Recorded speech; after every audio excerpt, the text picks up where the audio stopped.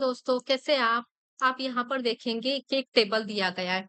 ठीक है, जिसमें प्रोडक्ट आईडी दी गई है, प्रोडक्ट नेम दिया गया है, कौन सा प्रोडक्ट है, कैटेगरी दी गई है, और प्रोडक्ट की प्राइस दी गई है, कौन से प्रोडक्ट सेल किया है, कौन से सेल पर्सन ने, वो सेल पर्सन का नाम भी दिया गया है। ठीक है, तो यहाँ पर हम चेक करेंगे तो डेटा रिकॉर्ड जो है वो 13 का है। ठीक है, इससे ज्यादा डेटा आता है दोस्तों, तो हम इसके ऊपर से रिपोर्ट बनाते हैं। तो मैनुअली रिपोर्ट बनाना बहुत डिफिकल्ट है, सिंपल है कि हम यहाँ पे फॉर्मूला वगैरह यूज करेंगे। ठीक है, तो यहाँ पे मुझे ये जानना है कि अगर मैं प्रोडक्ट आईडी सपोज चेंज करती हूँ, ठीक है, तो बाय डिफॉल्ट सबका डेटा यहाँ पर आ जाना चाहिए, मुझे मैनुअली करने की जरूरत ना पड़े। फॉर एग्जाम्पल के तौर पर प्रोडक्ट वन लिया मैंने, कंट्रोल सी, देन यहाँ पे पेस्ट कर दिया। ठीक है, देन यहाँ से कॉपी किया, देन यहाँ पे पेस्ट कर दिया। तो ये ऐसा डेटा कॉपी पेस्ट वाला काम बहुत डिफिकल्ट होता है दोस्तों। कुछ केसेस के आपको डिटेल्स जानना है तो सिंपल सी बात है कि आप वहां पर फॉर्मूला यूज करने वाले हैं।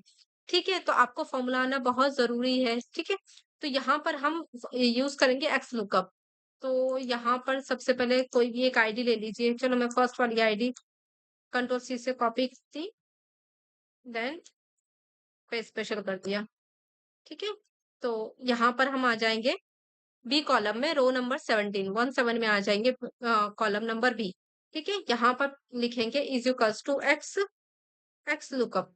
तो आ गए दोस्तों, टैप प्रेस कर देंगे कीबोर्ड से, सिलेक्ट करेंगे A17 प्रेस किए, कॉमा, सिलेक्ट करेंगे कि हमको इसका ही डेटा चाहिए। हमसे क्या पूछ रहा है दोस्तों? लुकअप अरे।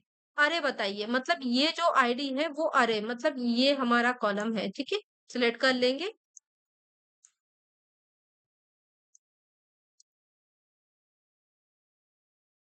A1 से लेकर A14 तक।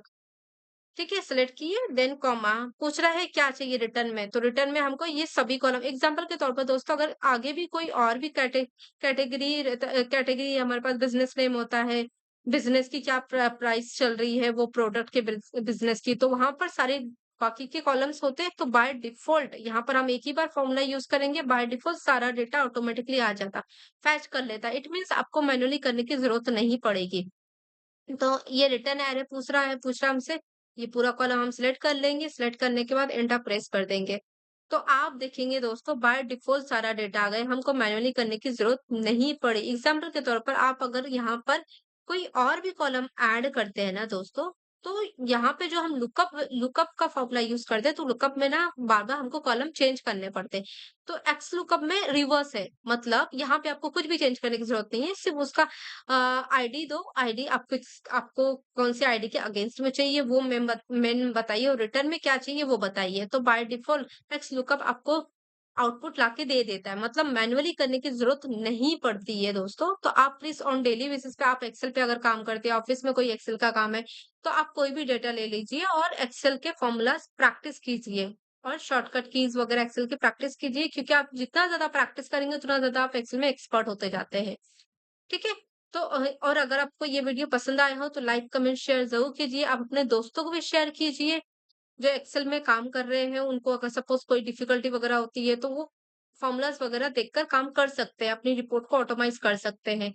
चैनल को सब्सक्राइब नहीं किए तो चैनल को सब्सक्राइब कीजिए। नेक्स्ट वीडियो में मिलते हैं। Thank you.